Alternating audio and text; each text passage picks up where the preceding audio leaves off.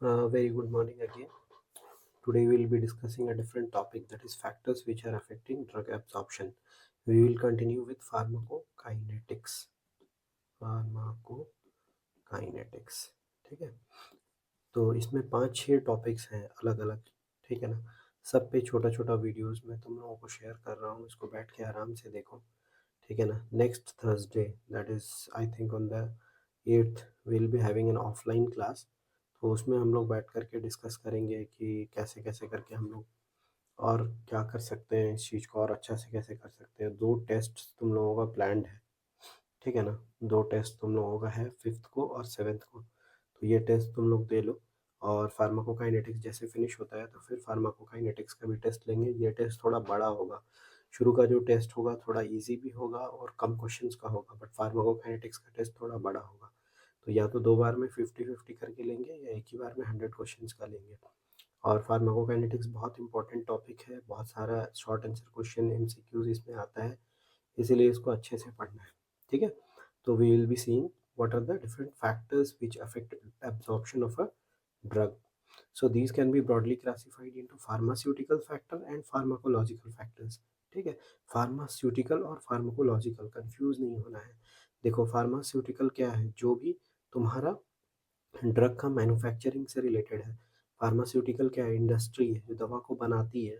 सोच लो, अगर एक पैरासीटामोल का गोली है, या एक तुम्हारा कोई भी एंटीबायोटिक लिवोफ्लॉक्सासिन या सिप्रोफ्लॉक्सासिन का गोली है, अगर उसको ज़्यादा कंप्रेस भी कर दिया गया तो उसका डिसोल्यूशन क्या हो जाएगा, दिक्कत अलग हो जाएगा।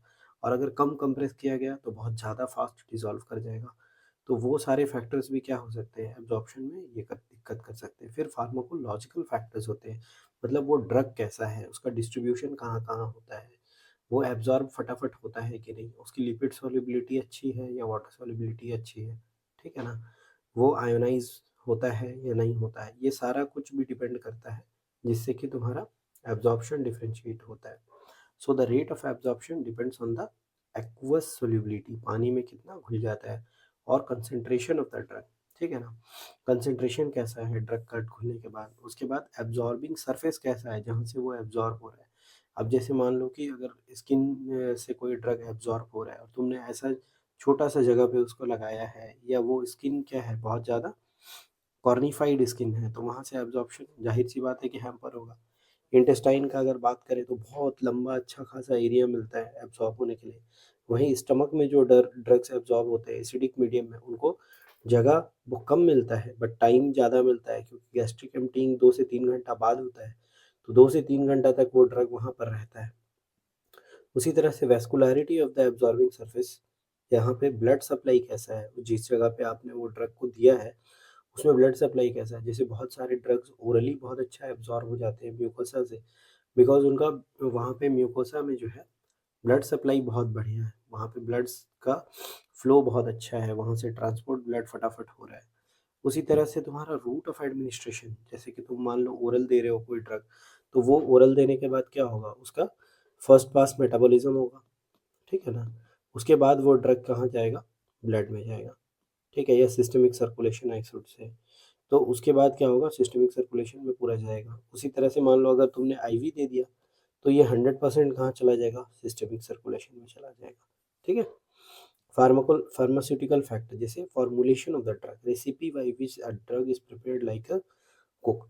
Doses form, it is the form in which the above formulation can be administered. जैसे एक ही ड्रग का तुम चाहो तो उसका सैशेट बना सकते हो जिसमें कि पाउडर रहेगा, तुम चाहो तो उसका पिल बना सकते हो। पिल हो सकता है कि तुम्हारा टैबलेट हो, या फिर क्या हो, उसका कैप्सूल हो, ठीक है ना।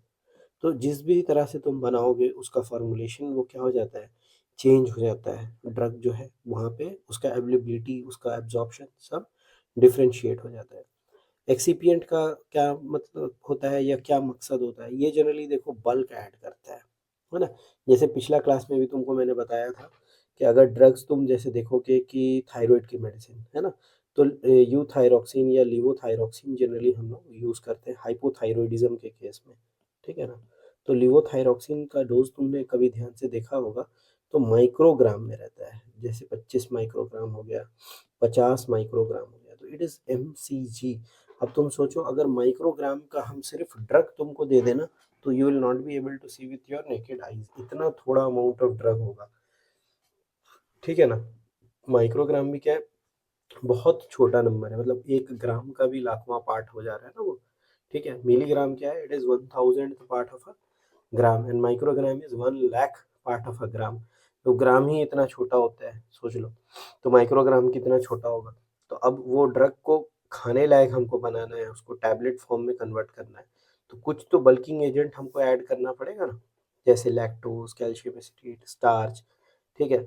तो इनका काम क्या होता है, एक तो बल्क देना, बहुत जगह पे ये बाइंडिंग एजेंट का भी काम करते हैं प्रॉपर साइज के लिए, और कभी कभी इनका जो टेस्ट होता है ड्रग का वो बहुत ही ज़्यादा कड़वा होता है, तो वो ड्रग का टेस्ट को सुधारने के लिए भी हम लोग एक्सीपिएंट का यूज़ करते हैं, ठीक है ना।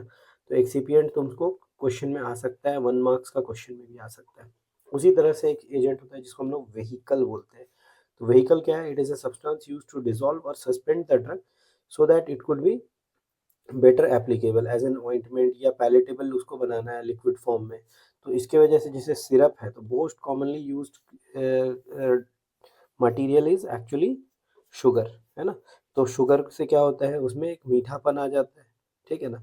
तो उस तरह से वो क्या बन जाता है, व्हीकल का काम करता है, और हम लोगों को ड्रग को पेशेंट को लेने में ईजी हो जाता है, ठीक है ना। तो एक्सिपिएंट और व्हीकल अलग अलग चीज़ है। उसी तरह से डोजेज फॉर्म तुम्हारा अलग अलग हो सकता है, टैबलेट हो सकता है, कैप्सूल, पाउडर, सस्पेंशन, सॉल्यूशन, ठीक है। सब अलग अलग क्या है, डोजेज फॉर्म है, ठीक है। तो टैबलेट या कैप्सूल में क्या है कि तुम्हारा डिसइंटीग्रेट होता है पहले, उसके बाद एब्सॉर्ब होगा, और अगर उसका पाउडर या सस्पेंशन है तो डायरेक्ट उसका डिसोल्यूशन होगा और एब्सॉर्प्शन हो जाएगा। कुछ कुछ ड्रग को हम लोग सॉल्यूशन में रखते हैं डायरेक्टली, ठीक है ना। तो available for absorption through out the gastrointestinal tract, disintegration and dissolution time matter करता है, मॉलिक्यूलर वेट और साइज मैटर करता है, क्योंकि बहुत ज़्यादा हाई मॉलिक्यूलर वेट का अगर होगा तो उसका एब्जॉर्प्शन अच्छा नहीं होगा। फिर ये चीज़ को हम लोग बहुत डिटेल में देखेंगे आगे, lipid and water partition coefficient, कि ड्रग का लिपिड में सॉल्युबिलिटी अच्छा है कि वाटर में सॉल्युबिलिटी अच्छा है, ठीक है। तो अब देखते हैं what are the pharmacological factors. अभी तक हमने जो देखा देवर ऑल फार्मास्यूटिकल्स फैक्टर्स, है ना, फार्मास्यूटिकल फैक्टर्स। अब देखेंगे फार्माकोलॉजिकल फैक्टर, जैसे gastric emptying and GI motility, ठीक है। Factors that accelerate the gastric emptying, permit the drug to reach the intestine with large surface area and enhance the absorption obviously, ठीक है ना। तो अगर गैस्ट्रिक एम्पटिंग क्या हो जाएगा, तुम्हारा फास्ट होगा, तो उस वहाँ पे अगर ड्रग तुम्हारा अब स्टमक में एब्जॉर्ब होने वाला है तो उसको टाइम कम मिलेगा, और वही अगर इंटेस्टाइन में एब्जॉर्ब होने वाला है तो उसको ड्रग फटाफट मिल जाएगा। So gastric emptying is promoted by anxiety, hyperthyroidism drugs, and retarded by fatty diet, endogenous depression and drugs. कुछ ड्रग्स होते हैं जो गैस्ट्रिक मोटिलिटी को डिले भी कर देते हैं। जीआई डिजीज भी हो सकता है, जैसे achlorhydria, it decreases the absorption of weakly acidic drugs like aspirin, ठीक है ना, जो कि एसिडिक मीडियम में ही एब्जॉर्ब होगा। तो याद रखना है, A for aspirin, A for acidic medium, बहुत फेमस एग्जाम्पल है, क्योंकि वाइवा में अक्सर जब भी तुम बताओगे ना ये चीज़ें, तो टीचर एक एग्जाम्पल पूछ लेते हैं अक्सर। जैसे तुम बोलोगे sir acidic drugs get absorbed in acidic medium, तो बताओ कोई एक एग्जाम्पल बताओ, तो एस्पिरिन का एग्जाम्पल दे देना है, ठीक है। फिर कुछ कुछ जीआई डिजीज होते हैं जो तुम्हारे कुलॉन के होते हैं, ठीक है, जैसे Crohn's disease, ulcerative colitis, coeliac disease. ये सब में क्या होगा, तुम्हारा एब्जॉर्प्शन जो भी दवा का अगर गट से नीचे पार्ट में हो रहा है, लार्ज इंटेस्टाइन में, तो वो अफेक्टेड होगा। फूड एंड अदर सब्सटेंसेस, है ना, कुछ कुछ ड्रग्स होते हैं जिनका फूड के साथ भी इंट्रैक्शन होता है, जैसे अजिथ्रोमाइसिन। अजिथ्रोमाइसिन तुम लोगों को बता दे रहा हूँ क्योंकि अजिथ्रो तुम लोग बहुत कॉमनली प्रिस्क्राइब करोगे, बीइंग अ फिजिशियन तुम देखना अभी भी तुम लोग भी बहुत बार अजिथ्रोमाइसिन खा चुके होंगे। तो अजिथ्रोमाइसिन का प्रिस्क्रिप्शन अगर कोई अच्छा डॉक्टर लिख रहा है ना, तो वो उसमें मेंशन करेगा to be taken 1 hour before, 1 hour before और 2 आवर आफ्टर मील, ठीक है ना। तो आइदर 1 आवर बिफोर और 2 आवर आफ्टर मील लेना है इसको, ठीक है, सो दैट फूड से इसका इंटरेक्शन नहीं हो, है ना। तो presence of food dilutes the drug and retards absorption. Certain drugs form poorly absorbed complexes with food component, जैसे कि tetracycline with calcium in milk. Food delays gastric emptying, है ना। तो griseofulvin absorption is enhanced when given with a fatty diet. तो कुछ कुछ drug का absorption भी बढ़ता है, जैसे और एक फेमस एग्जांपल है अल्बेंडाजोल का, ठीक है ना। अल्बेंडाजोल एक बहुत कॉमन एंटी हेलमिंथिक है, तुम लोगों ने भी स्कूल में खाया होगा, इसको 6 मंथली डिस्ट्रीब्यूट किया जाता है स्कूल हेल्थ प्रोग्राम्स में, है ना। It is a very common anti helminthic, ठीक है। तो इसको हम लोग देते हैं और इसका एब्जॉर्प्शन इंक्रीज करता है विथ फैटी डाइट, ठीक है। तो फैटी फूड अगर पेशेंट लेता है साथ में तो क्या होगा कि उसका एब्जॉर्प्शन बढ़िया होगा। सो फर्स्ट पास इफेक्ट एक बार फिर से बढ़िया से समझते हैं। डोज हमने दिया, उसका कुछ पार्ट क्या होगा, गट में डिस्ट्रॉय हो जाएगा। उसी तरह से फिर आगे जब ड्रग बढ़ेगा तो उसका एक अच्छा पार्ट क्या हो गया, एब्जॉर्ब भी नहीं हुआ। कुछ पार्ट क्या होगा, गट वॉल जो है उसका डिस्ट्रॉय किया, ठीक है ना। तो देखो गट और गट वॉल में फ़र्क है, याद रखना। गट का मतलब हुआ तुम्हारा ड्रग यहाँ था इंटेस्टाइन में और यहीं डिस्ट्रॉय हो गया।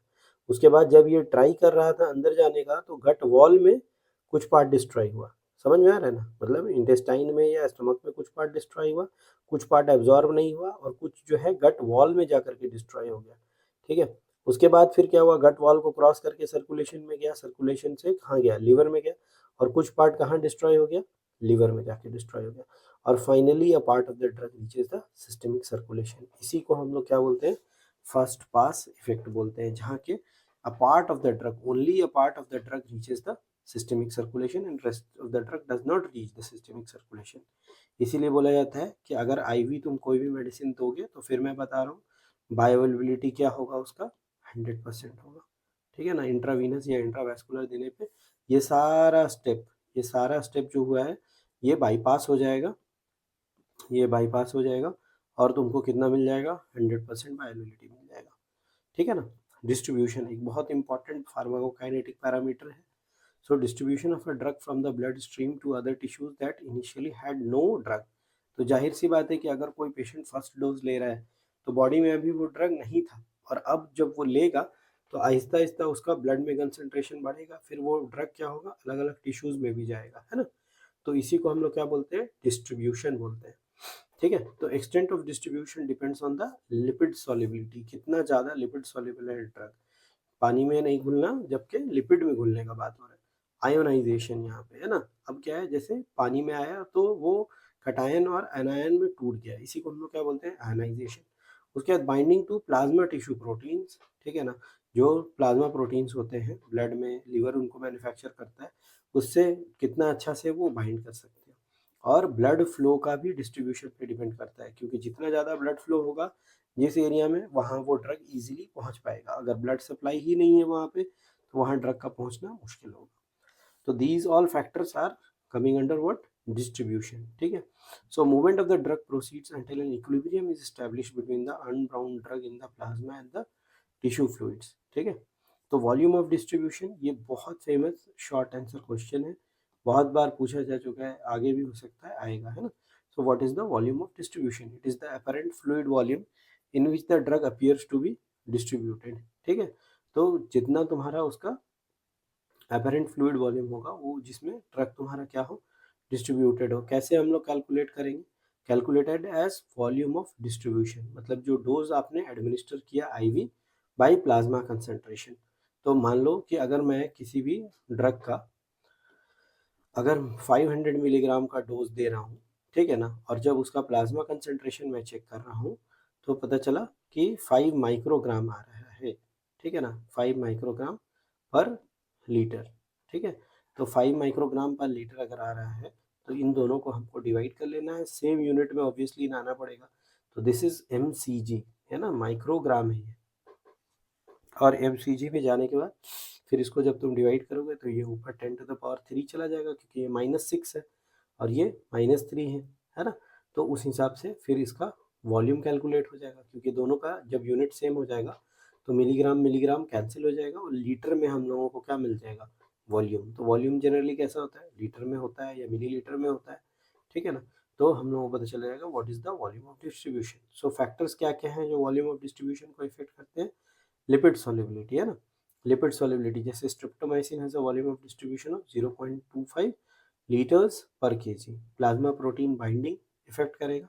एंड सर्टेन डिजीज जैसे congestive heart failure, uraemia, cirrhosis of the liver, इससे क्या हो रहा है कि जो वॉल्यूम होता है बॉडी का वही चेंज हो जाता है। जैसे कंजेस्टिव हार्ट फेलियर में वॉल्यूम ओवरलोड में जनरली पेशेंट रहेगा, पंपिंग फंक्शन क्या हो जाएगा, कॉम्प्रोमाइज हो जाएगा। यूरेमिया, इसका मतलब किडनी फंक्शन अच्छे से नहीं कर रहा है, तो बॉडी से जो है फ्लूइड निकालने का कैपेबिलिटी घट जाएगा। सिरोसिस ऑफ लीवर में क्या होगा, सिरोसिस ऑफ लीवर में प्लाज्मा प्रोटीन्स ही ठीक से नहीं बन पाएंगे। तो हम लोगों को फिजियोलॉजी में हम लोग पढ़े हैं कि इंट्रा ऑनकोटिक प्रेशर जो होता है वो बना करके रखने में किसका रोल होता है, प्लाज्मा प्रोटीन्स का होता है, ठीक है ना, प्लाज्मा प्रोटीन। तो these are the agents which actually maintain the colloidal osmotic pressure, ठीक है ना। और अगर कोलाइडल ऑस्मोटिक प्रेशर नहीं रहेगा तो इंट्रावेस्कुलर कंपार्टमेंट में ड्रग को रोक के रखने की कैपेबिलिटी बॉडी में रहेगी ही नहीं। तो इस वजह से सिरोसिस ऑफ लीवर में भी सेम सिनेरियो डेवलप कर जाता है। सो drugs having high volume of distribution कौन कौन है भाई, जैसे क्लोरोक्विन, इमिप्रामिन।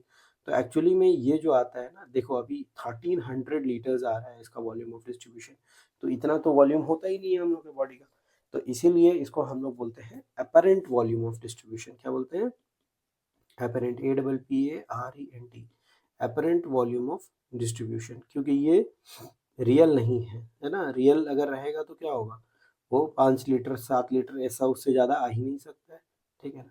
तो अपरेंट वॉल्यूम ऑफ डिस्ट्रीब्यूशन हम लोग इसको बोलते हैं। सो drugs having high volume of distribution, जैसे कि फेमस एग्जांपल है हाइड्रोक्सीक्लोरोक्विन का, ठीक है। तो जब भी तुमसे वाइवा में पूछा जाए तो क्लोरोक्विन का एग्जांपल जरूर से देना। MCQ में भी ये बहुत बार पूछा जा चुका है, आगे भी पूछा जाएगा कि drug which has got the highest volume of distribution that is chloroquine. जिनका कम वॉल्यूम ऑफ डिस्ट्रीब्यूशन होता है वो अमाइनोग्लाइकोसाइड एंटीबायोटिक्स होते हैं, जैसे अमीकासिन, जेंटामाइसिन, इनका बहुत कम होता है। हेपेरिन, लैसिक्स, फुरोसेमाइड, इनका वॉल्यूम ऑफ डिस्ट्रीब्यूशन बहुत कम है। And it is important to calculate the initial loading dose and during overdose it helps to determine where dialysis is helpful और नॉट। तो जो भी ड्रग ऐसे हैं जो तुम्हारे मान लो कि तुमको बहुत डिस्ट्रीब्यूट होते हैं, तो उनका लोडिंग डोज तुमको देना होगा। इसीलिए हाइड्रोक्सीक्लोरोक्विन को जनरली हम लोग फर्स्ट डोज क्या देते हैं, हाई डोज देते हैं। उसके बाद से फिर डोज को हम लोग कम कर सकते हैं, बट इनिशियल डोजिंग हमको क्या करना पड़ेगा, हाई डोज देना पड़ेगा, because the volume of distribution is very high. Redistribution क्या होता है, एक बार डिस्ट्रीब्यूट होने के बाद फिर से ब्लड क्या होता है, वो टिश्यू में अलग से उसको डिस्ट्रीब्यूट कराता है, इसी को हम लोग रीडिस्ट्रीब्यूशन बोलते हैं। ये तुम्हारा एनेस्थीसिया के केस में बहुत इंपॉर्टेंट है। जब भी हम लोग ड्रग किसी को देते हैं और बेहोश कर रहे हैं, तो तुम खुद ही सोचो हम लोगों को क्या करना है, फिर से पेशेंट को होश में लाना है। और होश में लाना है तो वो ड्रग का लेवल अब हमको कम करना पड़ेगा, तो रिवर्स करना है पूरा प्रोसेस। जैसे जब बेहोश कर रहे थे ऑपरेशन करने के लिए, अब ऑपरेशन कंप्लीट हो गया, अब वापस उस प्रोसेस को करना पड़ेगा, so that the patient can gain consciousness and he the person can be brought to life again for doing proper normal daily functioning, है ना। नहीं तो क्या होगा, पेशेंट को बेहोश किया और होश में नहीं लाए तो फिर तो मारेगा पार्टी तुमको पकड़ के, है ना। इसीलिए यही प्रोसेस को तुमको रिवर्स करना है। So highly lipid soluble drugs given intravenous और by inhalation initially gets distributed to organs with high blood supply, जैसे कि ब्रेन, हार्ट, किडनी, इनका क्या है, ब्लड सप्लाई बहुत हाई है। But less vascular tissues like muscles, fat take up the drug later and the plasma concentration falls. So greater the lipid solubility, faster is the redistribution. जैसे thiopentone sodium, है ना, बहुत important knockout agent है, इसको दिया जाता है बेहोश करने के लिए पेशेंट को, ठीक है। तो ये जनरली यूज़ होता है बहुत जगह पे, जब कोई एंटी एपिलेप्टिक नहीं काम करता है मिर्गी का दवा, तब लास्ट में जो है थायोपेंटोन दे करके पेशेंट को पैरालाइज करके रिलैक्स कर देते हैं हम लोग, ठीक है। बट ऑब्वियसली इसको वेंटिलेटर पे पहले लेना पड़ेगा, तभी ये चीज़ कर सकते हैं। तो याद ये रखना है कि रीडिस्ट्रीब्यूशन क्या होता है, सिंपल फंडा है रीडिस्ट्रीब्यूशन का, कि पहले तो हाई वैस्कुलरिटी वाले ऑर्गन्स में ड्रग चला जाएगा, बट जब ड्रग देना हम लोग बंद कर दिए हैं अभी, तो वापस से वो वैस्कुलर टिश्यूज से ब्लड में से आ करके फिर ड्रग ऐसे टिश्यूज में जाएगा जहाँ पे पहले ब्लड सप्लाई उतना अच्छा नहीं था, ठीक है। तो वहाँ आके रीडिस्ट्रीब्यूट हो जाएगा, जैसे muscles and fat, and this phenomena is known as redistribution. So barriers to drug distribution क्या क्या है भाई, तो कुछ कुछ ड्रग्स ऐसे हैं जो ब्लड ब्रेन बैरियर नहीं क्रॉस कर पाते। तो अब तुम खुद ही सोचो, ऐसे ड्रग्स को अगर ब्रेन के लिए हमको यूज़ करना है तो क्या ये कोई यूज़फुल होंगे, नहीं होंगे, क्योंकि ब्रेन में पहुंचेंगे ही नहीं। So the capillary endothelial cells in brain have tight junctions and lack large intracellular pores. This in turn is encased by an investment of neural tissue, जिसको कि हम लोग क्या बोलते हैं, ब्लड ब्रेन बैरियर, है ना। तो ये ब्लड से ब्रेन को सेपरेट करके रखता है, जिसकी वजह से ड्रग्स हाई कंसेंट्रेशन में भी अगर ब्लड में है तो बहुत बार ब्रेन में वो नहीं पहुंचेंगे। तो blood brain barrier places certain constraints in the passage of the drugs from the blood to the brain and the CSF।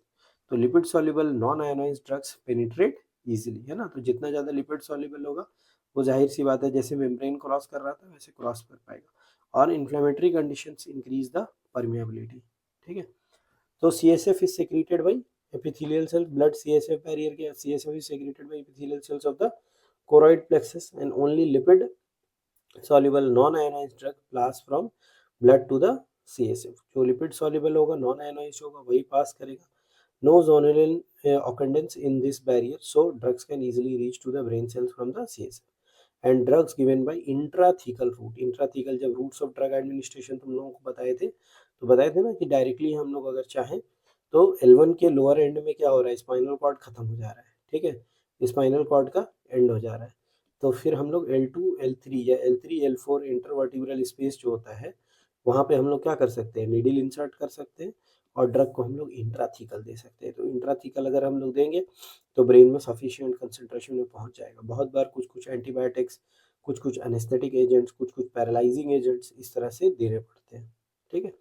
Placental barrier है ना, फीटल और maternal bloods are separated by a layer of trophoblast cells. तो placental membranes और lipoidal and allow the passage of lipophilic drugs and restrict that of hydrophilic drugs. यहाँ पे भी वही हो रहा है कि जो भी वाटर सॉल्युबल ड्रग्स हैं वो उतना अच्छा नहीं क्रॉस कर पाएंगे, बट जो लिपिड सॉल्युबल ड्रग्स हैं वो बहुत अच्छे से क्रॉस कर जाएंगे। और एक इफ्लक्स प्रोटीन, ये भी नीट का MCQ है, ठीक है, नीट PG में ये पूछा हुआ है पहले कि एक इफ्लक्स प्रोटीन जो होता है उसका नाम क्या है। तो this is P glycoprotein, it is also present there. और बहुत बार ये ड्रग्स को पास करने से रोकता भी है ना, और बचाता भी है बेबी को इन हार्मफुल ड्रग्स से। So non-lipid soluble drugs when in high concentration or for longer periods may cross the barrier and the fetus may be exposed to it, hence an incomplete barrier। तो ये याद रखना है कि जो तुम्हारा प्लेसेंटल बैरियर है it is an example of N incomplete barrier. ये कम्प्लीटली नहीं रोकता है कोई भी ड्रग को, और थोड़ा ना थोड़ा अमाउंट में अगर लिपिड सॉल्युबल है ड्रग तो बच्चे को पहुंचता है। इस वजह से जब भी तुम एक प्रेग्नेंट लेडी को ट्रीट कर रहे हो तो जो ड्रग का सिलेक्शन है वो बहुत ध्यान से करना है। ऐसे ड्रग्स को सिलेक्ट करना है ओब्वियसली जो नॉन टेराटोजेनिक हो, और अगर बच्चे को पहुंच भी जाए तो वो हार्म नहीं करे। तो इसमें बेस्ट बेट क्या होता है, तुमको ऐसे ड्रग्स को जानना होगा जो तुम इन्फेंट्स को दे सकते हो, न्यूबॉर्न बेबी को दे सकते हो, ठीक है ना। तो उस केस में तुम मान के चलो कि अगर थोड़ा ड्रग पहुंच भी जाएगा तो कोई बात नहीं। पाथवे क्या क्या होता है भाई ड्रग डिस्ट्रीब्यूशन का, इसको अच्छे से समझना है। ड्रग्स में गेट डिस्ट्रीब्यूटेड इनटू, देखो पहला तो क्या होगा, बॉडी वाटर, दूसरा है तुम्हारा वेरियस टिश्यू। तो पहले टिश्यू को देखते हैं। देखो जैसे मान लो कि अगर आयोडीन है तो आयोडीन का एफिनिटी है थायराइड के लिए, थायराइड में चला जाएगा। फॉस्फेट बोन में चला जाता है। विटामिन ए क्लोरोक्विन लीवर में चला जाता है। ग्लिसोफुलविन केराटिन से एफिनिटी होता है तो केराटिन वाला टिश्यू जहाँ जहाँ है वहाँ पहुँच जाएगा, ठीक है। अब अगर बॉडी वाटर का हम लोग बात करें तो अल्कोहल और एंटीपायरिन तो डायरेक्टली बॉडी वाटर में जाता है। अब बॉडी वाटर का भी दो अलग अलग कंपार्टमेंट है ना, जिसको हम लोग एक्स्ट्रा सेलुलर और इंट्रा सेलुलर बोलते हैं ना। तो इंट्रा सेलुलर तो क्या है, सेल के अंदर, जैसे कि तुम्हारा पोटेशियम आयंस हो गया, सुक्रोज हो गया, ठीक है, तो वो इंट्रा सेलुलर ट्रांसपोर्ट हो सकता है। एक्स्ट्रा सेलुलर में भी अब दो पार्ट है, एक इंट्रावेस्कुलर है जो ब्लड वेसल के अंदर है, और एक इंटरस्टिशियल है जो सेल के बीच वाला एरिया है। तो इंटरस्टिशियल में क्या क्या होगा, डिजॉक्सिन और इमेटिन, ये ज़्यादातर कहाँ रहता है, इंटरस्टिशियल। और अगर इंट्रावेस्कुलर का हम लोग बात करें तो ये कभी कभी हम लोग वॉल्यूम एक्सपैंडर के फॉर्म में भी यूज़ करते हैं। कहाँ यूज़ करते हैं, वॉल्यूम एक्सपैंडर। जब भी किसी का हम लोगों को वहाँ पे प्रेशर बढ़ाना है इंट्रावेस्कुलर कंपार्टमेंट में तो इसको यूज़ करते हैं, जैसे डेक्स्ट्रान, हेपेरिन, वेनिटॉल। तो हेपेरिन तो नहीं यूज़ होता है क्योंकि it is a very powerful anticoagulant, ठीक है ना। तो इसीलिए वो ब्लीडिंग करा सकता है, इस वजह से जो है हम लोग उसके नहीं यूज़ करके मैनिटॉल को हम लोग बहुत बार यूज़ करते हैं, ठीक है ना। जब भी हम लोगों को ब्रेन में मान लो ICP बढ़ गया, raised intracranial pressure is there, कोई पेशेंट है जिसको ब्रेन में हेमरेज हो गया है या मान लो कि उसको इन्फाक्ट होकर के रेज्ड ICP है, तो मैनिटॉल वहाँ पर हम लोग देते हैं, ठीक है। और एक्स्ट्रा सेलुलर कंपार्टमेंट का और एक खास बात क्या है कि कुछ सारे आयंस जो हैं वो एक्स्ट्रा सेलुलर कंपार्टमेंट्स में रह सकते हैं, जैसे तुम्हारा आयोडीन, ब्रोमाइड, क्लोराइड, सुक्रोज। ये डी ट्यूबोक्यूरारिन जो है तुम्हारा पैरालाइटिक एजेंट है, it is used for paralysing, ठीक है ना। तुमको लगेगा पैरालिसिस कराने के लिए किसी को क्यों देंगे, ऑब्वियसली, है ना, मगर होता है यूज़। जैसे मान लो तुमको सर्जरी करना है किसी का, तो जाहिर सी बात है कि तुमको एब्डोमेन टीयर करके अंदर का स्ट्रक्चर तुम देखोगे ना, इंटेस्टाइन का सर्जरी करोगे, एक छोटा सा होल बना करके, सोचो अपेंडिक्स को निकालना है तुमको, तो अगर मसल स्टिफ रहेगा तो काम कर पाएंगे क्या, नहीं कर पाएंगे, तो उस केस में क्या करना पड़ता है, पैरालाइटिक एजेंट देना पड़ता है। ठीक है। सो प्लाज्मा प्रोटीन बाइंडिंग क्या होता है, मोस्ट ऑफ द ड्रग, यहाँ पे स्पेलिंग मिस्टेक हो गया है, ठीक है, यहाँ डी ऐड कर दो। ठीक है, most drug possesses physicochemical affinity for certain plasma protein, है ना, कुछ कुछ हर ड्रग का अपना अपना होता है। जैसे एसिडिक ड्रग का प्लाज्मा एल्ब्यूमिन की तरफ होता है, बेसिक ड्रग का अल्फा 1 एसिड ग्लाइकोप्रोटीन की तरफ होता है। उस तरह से extent of binding on individual compound there is great variation obviously, है ना। तो एल्ब्यूमिन बारबिचुरेट्स पेनिसिलिन फेनाइटोइन को बाइंड करता है। अल्फा 1 एसिड ग्लाइकोप्रोटीन तुम्हारा बुपीवाकेन, डिसोपाइरामाइड, बीटा ब्लॉकर्स जैसे कि तुम्हारा प्रोप्रानोलॉल, है ना, प्रोप्रानोलॉल, फिर तुम्हारा नेबिवोलॉल, ठीक है, मेटोप्रोलॉल, ये सबको कौन बाइंड करके रखता है, अल्फा 1 ग्लाइकोप्रोटीन। ठीक है। और वेरेपेमिल तुम्हारा जो बीपी कम करने का दवा है, ठीक है, कैल्शियम चैनल ब्लॉकर। तो इस ये है तुम्हारा क्या, प्लाज्मा प्रोटीन बाइंडिंग। उसी तरह से तुम्हारा इसका बहुत सारा क्लिनिकल इम्प्लीकेशन, जैसे high plasma protein binding drugs are largely restricted to the vascular compartment, है ना। जो भी हाई प्लाज्मा प्रोटीन बाइंडिंग वाले वैस्कुलर कंपार्टमेंट रहेंगे and tend to have low volume of distribution, क्योंकि ये इसके साथ बाइंड करके वहीं रहेंगे, फैल नहीं पाएंगे। And the bond fraction is not available for action, however it is in equilibrium with the free drug in the plasma. ठीक है, और फ्री ड्रग के साथ इक्विलिब्रियम में रहता है, the drug becomes longer acting. ठीक है। So one drug can bind to many sites on the same protein molecule, तो एक ड्रग जो होगा वो बाइंड कर सकता है बहुत सारे साइट्स में सेम प्लाज्मा प्रोटीन से मॉलिक्यूल से बाइंड कर सकता है। More than one drug can bind to the same site, ठीक है ना। And displacement reaction can take place, displaced fraction will increase the concentration of the free drug in the plasma and give rise to toxicity. तो ये भी बहुत बार होता है, जैसे एक प्लाज्मा प्रोटीन है, मान लो यहाँ पे कोई एक ड्रग था वो इसके साथ बाइंड किया हुआ था, ठीक है ना। अब जैसे मान लो कि एक पेशेंट है जो रेगुलर उसको मिर्गी का दौरा आता है ना, क्या है, क्या होता है, सीजर्स आता है, ठीक है। तो सीजर्स के लिए वो मान लो कि तुम्हारा फेनेटोइन ले रहा है, ठीक है। तो phenytoin is an anti epileptic agent और ये प्लाज्मा प्रोटीन के साथ बाइंड होकर आराम से पड़ा हुआ था। अब इस पेशेंट को पता चला कि कोई इन्फेक्शन हो गया। अब ये इन्फेक्शन की वजह से कोई एक एंटीबायोटिक लिया, ठीक है ना। अब ये एंटीबायोटिक क्या क्या, इसका प्लाज्मा प्रोटीन बाइंडिंग बहुत बढ़िया है और ये इसी साइट के लिए इसका एफिनिटी। अब ये यहाँ पे आएगा, इसको यहाँ से नॉकआउट करके अलग कर देगा और वहाँ जाके खुद बाइंड हो जाएगा। अब जो इसका बढ़िया कंसंट्रेशन अपना मेंटेन था, कोई टॉक्सिसिटी नहीं हो रहा था पेशेंट को फेनेटोइन की वजह से, अब चूंकि एक्स्ट्रा फेनेटोइन अवेलेबल हो जाएगा ब्लड में, तो कंसंट्रेशन जो है ड्रग का बढ़ जाएगा और पेशेंट को क्या हो सकता है, गिव राइज टू टॉक्सिसिटी। ठीक है। सो हाइपोएल्ब्यूमिनेमिया, मान लो कि एल्ब्यूमिन का ही कमी है, बाइंडिंग में lead to reduced and high concentration of the free drug में भी अटेंड। तो प्लाज्मा प्रोटीन क्या अगर कमी हो जाता है, बहुत बार एल्ब्यूमिन मान लो बहुत अच्छा प्लाज्मा प्रोटीन है, उसका कमी हो जाता है तो बाइंडिंग के लिए कोई जगह ही नहीं रहेगा, तो हाई कंसंट्रेशन फ्री ड्रग का आ जाएगा, ठीक है ना। सीलियक और क्रॉन्स डिजीज में there is increase concentration of alpha 1 acid glycoprotein. Important displacement reaction example दिया है तुमको, जैसे phenylbutazone and salicylates displace the tolbutamide, ठीक है। Indomethacin phenylbutazone displaces warfarin, ये बहुत इंपॉर्टेंट है क्योंकि वारफेरिन एक ऐसा ड्रग है, देखो वारफेरिन, ऐसे तो हम लोग एंटीकोगुलेंट में डिटेल में पढ़ेंगे इसको, but warfarin is an anticoagulant. क्या है, एंटीकोगुलेंट, खून को जमने नहीं देता है। इट इज अ विटामिन के एंटागोनिस्ट, ठीक है ना। तो ये क्या कर रहा है, खून को जमने नहीं दे रहा है। जब इसको हम लोग चलाते हैं, जैसे मान लो किसी का वाल्व रिप्लेस हुआ, हार्ट का वाल्व रिप्लेसमेंट सर्जरी हुआ, तो अब हम नहीं ना चाहेंगे कि वाल्व स्टक हो जाए, तो we will want a blood which is dilute, है ना, ब्लड थिन करके रखेगा ये, ठीक है।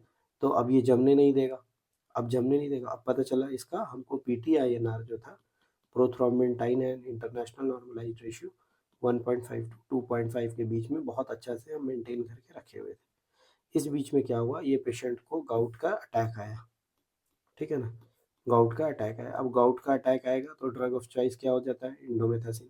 अब जैसे ही ये इंडोमेथासिन खाएगा तो वो क्या होगा, उस प्लाज्मा प्रोटीन जहाँ वो बाइंड करके आराम से वारफेरिन कि स्टेबल लेवल रखा हुआ था, अब क्या होगा, इंडोमेथासिन उसको नॉकआउट कर देगा और ड्रग का कंसंट्रेशन, वारफेरिन का कंसंट्रेशन क्या हो जाएगा, बढ़ जाएगा, ठीक है ना।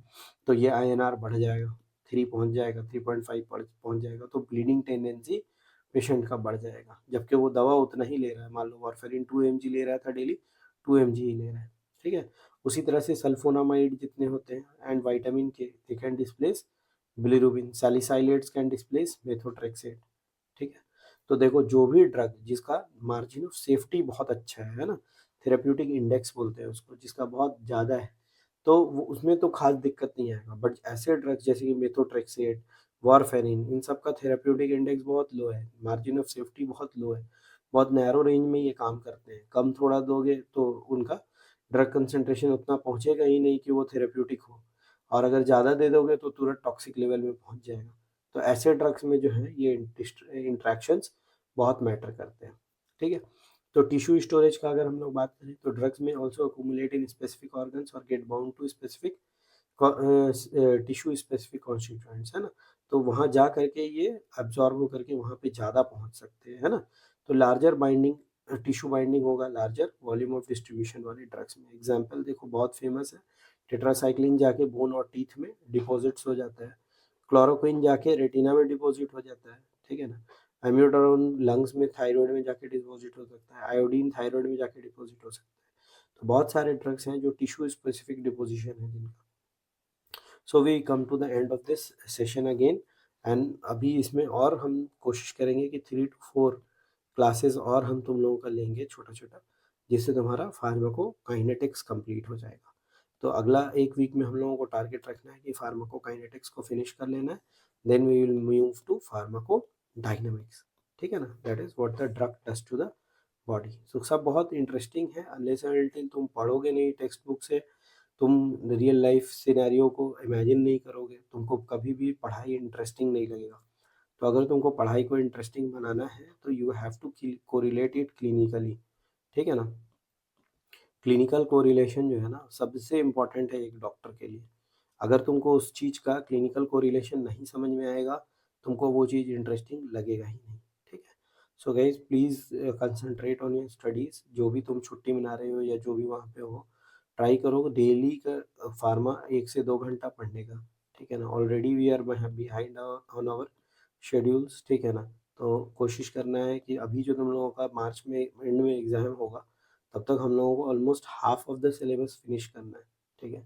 तो इसीलिए कोशिश करो डेली 1 to 2 आवर्स फार्माकोलॉजी को डेडिकेट करो, और ईमानदारी से पढ़ो। बहुत इंटरेस्टिंग सब्जेक्ट है, पहले भी मैंने तुम लोगों को बताया है कि कोई ऐसा सब्जेक्ट ही नहीं है जिसमें तुम्हारा फार्मा यूज़ नहीं होता है ना। तो तुम रेडियोलॉजिस्ट भी बन जाओगे ना, तो डाई तो तुमको यूज़ करना ही पड़ेगा, ठीक है। रेडियोलॉजी में भी बहुत सारे डाइज यूज़ होते हैं, ठीक है।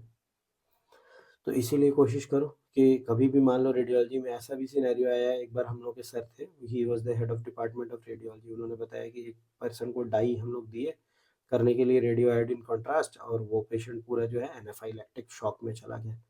तो इमेजिन अगर वो पर्सन को, डॉक्टर जो है उसको अगर शॉक का मैनेजमेंट नहीं आता है, एनाफाइलैक्सिस का मैनेजमेंट नहीं आता है कि कैसे एड्रेनलिन देना है, कैसे रिसर्सिटेट करना है, तो पेशेंट के पास मुश्किल से 10 मिनट टाइम होता है, उसी बीच में तुम अगर रिवाइव कर लिए तो बचेगा, नहीं तो गया काम से, ठीक है ना। और वो बर्डन फिर तुम्हारे पास लाइफ लॉन्ग रह जाएगा।